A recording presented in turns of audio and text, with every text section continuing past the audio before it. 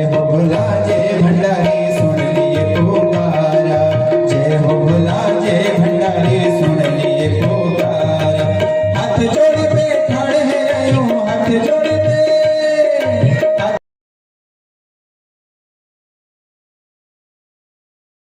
तो जातचक्षुः सूर्यो अजायतो श्रोत्राद्वायुष्य प्राणश्च मुखादग्निरजायतो जले ज्वाला स्थले ज्वाला ज्वाला आकाशमंडले त्रैलोक्ये व्यापिनी ज्वाला दीप ज्वाला नमोस्तुते। क्षणं धात्वा एक चम्मच जल घुमा के छोड़ देना आरती के ऊपर।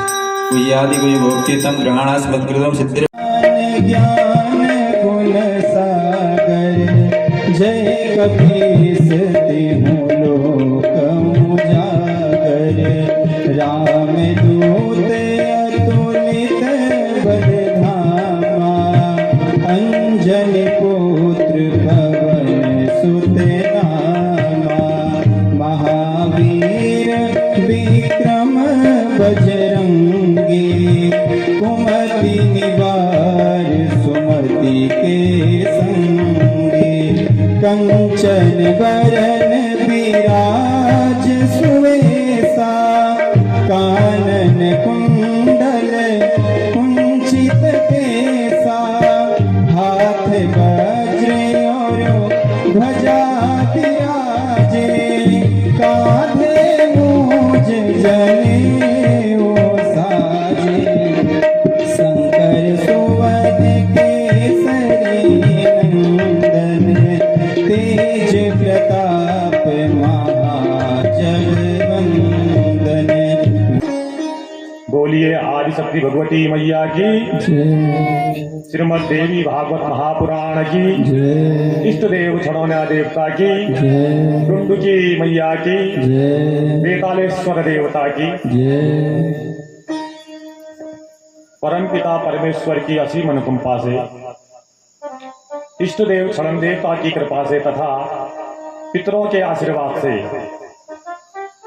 तथा श्री ईश्वरी प्रसाद पंत जी तथा श्री त्रिवेणी प्रसाद पंत जी के परिवार के पुण्यों से आज इष्ट देवता क्षण देवता के दरबार में इस कथा या ज्ञान यज्ञ के दूसरे दिन में हम प्रवेश करेंगे, दूसरे दिन की कथा में प्रवेश करेंगे।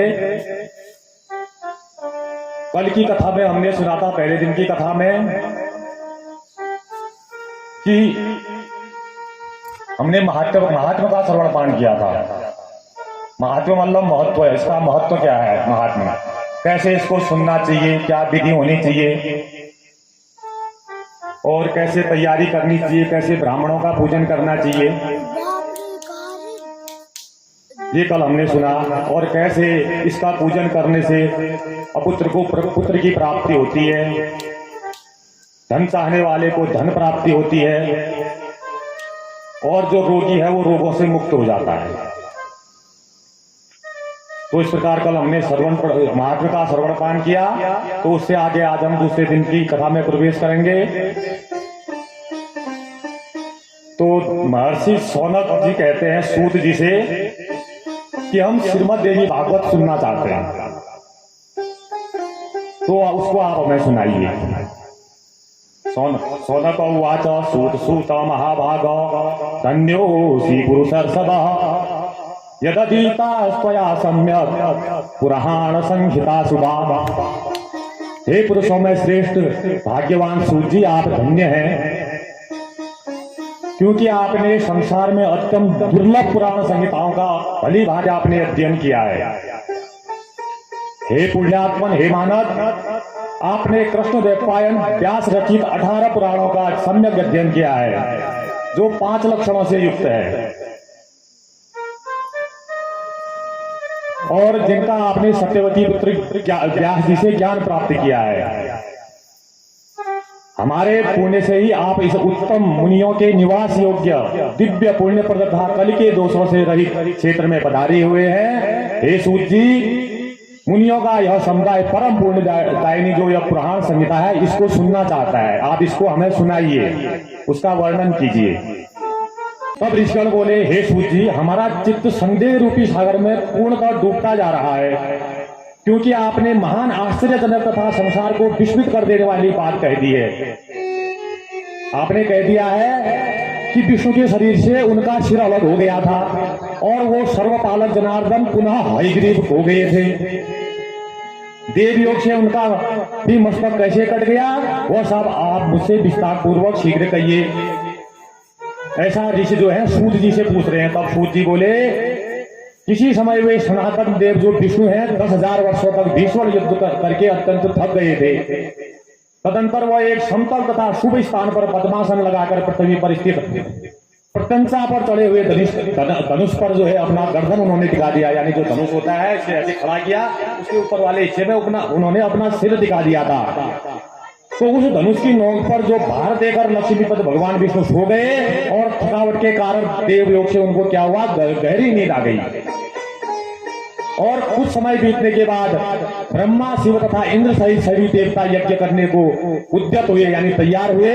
वे सब देव कार्य की सिद्धि वेद यज्ञों के अधिपति यानी भगवान विष्णु के दर्शन के लिए बैकुंठ लोक को गए।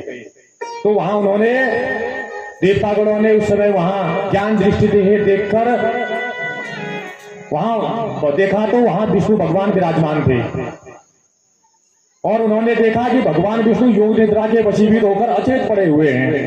तब देवगण वहीं पर रुक गए। सभी देवताओं के वहां रुक जाने पर जगतपति विष्णु को निद्रा मग्न देखकर ब्रह्मा रुद्र आदि प्रमुख देवता जो है वो अत्यंत चिंतित हो गए। तो तब इंद्र ने देवता से कहा, हे श्रेष्ठ देवगण, अब क्या किया जाए? आप सभी विचार करें, इनकी निद्रा किस प्रकार भंग की जाए? तो निद्रा में सोए हुए हैं। तब शिव जी ने कहा, इंद्र से कहा कि इनकी निद्रा का भंग करने से महान दोष लगेगा और यज्ञ कार्य भी अवश्य करना है। तो इसके बाद परमेष्ठी जो ब्रह्मा जी ने है पृथ्वी पर स्थित धनुष के अग्रभाग को खा जाने के लिए वहां पर क्या कर दिया, दीमक उत्पन्न कर दिए। उन्होंने यह सोचा कि दीमक के द्वारा धनुष का जो अग्रभाग है उसको अगर दीमक खा लेंगे तो दीमक का जो है प्रसन्नता टूट जाएगी और उनको झटका लगेगा तो उनकी नींद खुल जाएगी विष्णु भगवान की। ऐसा होने पर निसंदेह देवताओं का संपूर्ण कार्य सिद्ध हो जाएगा। तो इस प्रकार ब्रह्मा जी ने दीमकों को आदेश दे दिया। तो तब दीमकों ने ब्रह्मा जी से कहा कि देवादिदेव जगतगुरु लक्ष्मीपति भगवान विष्णु की जो निद्रा है उनको हम भंग कैसे करें, क्योंकि नींद में बाधा डालना अच्छी बात नहीं है और कथा में विघ्न पैदा करना अच्छी बात नहीं है। और जो व्यक्ति पति पत्नी के बीच भेद उत्पन्न करता है और मां पुत्र के बीच जो बैर भाव प्रदान जो पैदा करने के लिए षड्यंत्र करता है उसका पाप ब्रह्म हत्या के समान लगता है। इसलिए मैं हम इनकी नींद को नहीं तोड़ेंगे, हम इनका सुख क्यों नष्ट करें और इन धनुष का अग्रभाग है उसको खाने से हमें क्या फायदा है, ऐसा दीमक कहने लगे। तब ब्रह्मा जी बोले, हम लोग यज्ञ में तुम्हारे भाग की व्यवस्था कर देंगे। दीमकों से कहते हैं कि जब यज्ञ होगा तो तुमको तुम्हारा भाग मिलेगा। यज्ञ में जो भाग होता है उसको तुमको देंगे, तुम इस कार्य को करो, इस धनुष की जो प्रशंसा है उसको काटो। इसलिए तुम अविलंब भगवान विष्णु को जगा करके हम लोगों का कार्य संपन्न कर दो। होम कार्य में आहुति करते समय जब हम हवन करते हैं, हवन में जब आहुति देते हैं तो जो चरु होता है वह चरु जो हम डालते हैं तो उसका कुछ भाग जब हम ऐसे डालते हैं तो हवन यज्ञ से बाहर ही गिर जाता है। जो बाहर गिरा हुआ जो चर है उस चर को फिर दीमकों के लिए रखा उन्होंने।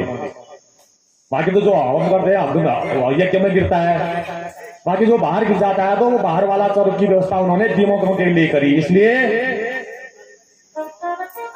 जो चरु है वही तुम्हारा होगा।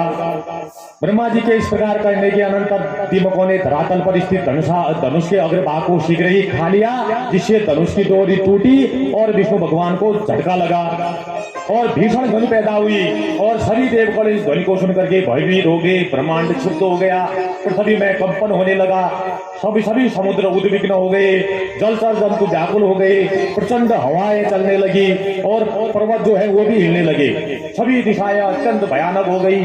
यह सब देख करके देवता लोग जो है चिंतित हो गए और सोचने लगे कि अरे इस दुर्दिन में अब क्या किया जाए, क्या होगा। अब वे देवतागण ऐसा सोच ही रहे थे कि किरीट कुंडल सहित देवाय देव भगवान विष्णु का सिर कट करके कहीं चले गया, झटका लगा और उनका सिर कट करके कहीं चले गया।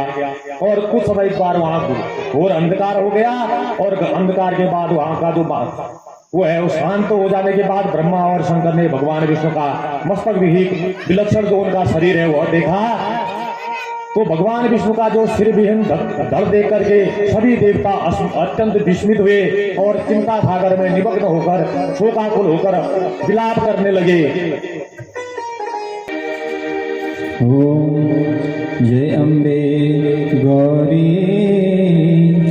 मैया जय श्यामा गौरी, तुमको निस दिन ध्यावत मैया जी को सब ही मनावत हरि ब्रह्मा शिव जी। ओम जय अम्बे गौरी। अम्बे आप तीनों लोगों के रचना तंत्र में दक्ष करुण रस से युक्त सभी प्राणियों की माँ, विद्या कल्याणी सभी प्राणियों की हित साधिका और संसार का क्लेश दूर करने वाली है। हम आपकी स्तुति करते हैं। और वह स्तुति करने लगे, आप ही सभी चराचर जगत की माता है। हे देवी, संपूर्ण संसार में ऐसा कोई भी निगुण प्राणी नहीं है जो आपके रूप को नहीं जान सकता और ऐसा कोई योग्य मनुष्य भी नहीं है जो आपके नामों की संख्या की गणना करने में असमर्थ न हो। हे जननी, क्या आप भगवान विष्णु के शिरोच्छेदन की घटना नहीं जानती है? हे शिवे, क्या यह जानकर भी आप मधुजित विष्णु की सत्य की परीक्षा करना चाहती है? इस प्रकार वह सब देवी की स्तुति करने लगे और कहने लगे, कोई देना सहारा रे, कोई देना सहारा रे, हमें तेरा सहारा है। कोई देना सहारा रे, हमें तेरा सहारा है। कोई दे सुर नर मुनि जन सेवक, नारद मुनि जन सेवक, तिनके दुल्हारी। ओम जय अम्बे गौरी। जय हो भोला जय भंडारी, सुन लिए पुकारा। जय हो भोला जय भंडारी, सुन लिए पुकारा। हाथ जोड़ी बैठाड़ है रयो, हाथ जोड़ी बैठाड़ है रयो, मैं आयो तेरा द्वारा। जय हो भोला, अरे जय हो भोला जय भंडारी, सुन लिए पुकारा। जय हो भोला जय भंडारी, सुन लिए पुकारा।